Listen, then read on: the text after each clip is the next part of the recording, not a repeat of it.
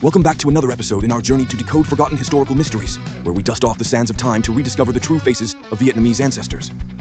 Before we dive into today's startling tale, please hit the subscribe button and share this video immediately, because what you are about to hear will completely overturn the misconceptions about Trieu's origin mistakenly imposed on us by northern historical accounts over thousands of years. Today, instead of relying on vague legends, we shall employ sharp, critical thinking to expose a historic scam that has lasted over 2,000 years. Northern records have persistently labeled Trieu Da as Han, Qin general from Chending. But let's set aside the biased records of Sima Qian and confront the unvarnished truth through irrefutable, speaking evidence that categorically proves Trieu Da to be entirely Vietnamese. First, examine the cultural wall of extreme pride that ancient Han erected, viewing themselves as superior.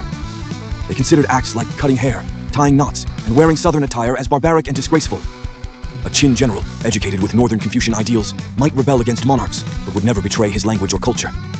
Yet, what did Trieu Da do? He tied knots, sat crouched, spoke Vietnamese, and lived like a native. These actions aren't superficial when in Rome behaviors, but innate instincts of a descendant of Bach Viet. For if he were a Han ruler, he would enforce Vietnamese people to learn Han language and maintain long hair, rather than altering his intrinsic nature to such an extent. Moreover, history has shown that ancient Vietnamese were a people of immense pride who would rather die than submit to slavery. They would never elevate a foreign individual to the throne unless he shared their blood and identity. Look at his family for perfect cultural compatibility. Trieu Da married the beautiful and talented Lac Viet woman, Trinh Nhat Nuong, crowning her as empress to co-rule the land.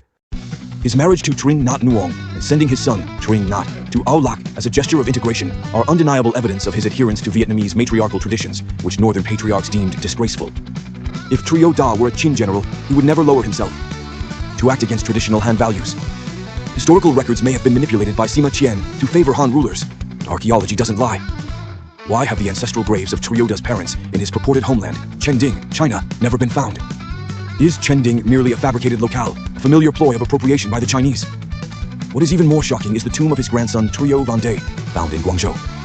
While Han typically buried themselves with bells and tripods, the most sacred items in the Nam Viet king's grave were the Dong Son bronze drums, the soul of Vietnamese culture.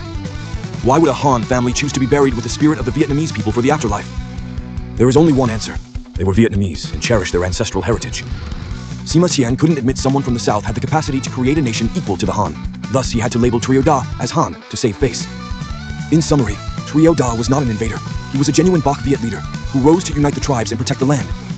Thank you for accompanying me on this emotional journey. Please help spread this historical truth to fellow Vietnamese by sharing this video, and don't forget to watch the next episode, where we will explore the secret of the temples of Trung sisters, remaining in the ancient Nam Viet or Sich Quai, and the last battle at Dong Ting Lake. A tale that promises to stir tears and ignite the strongest sense of pride. Goodbye and see you next time.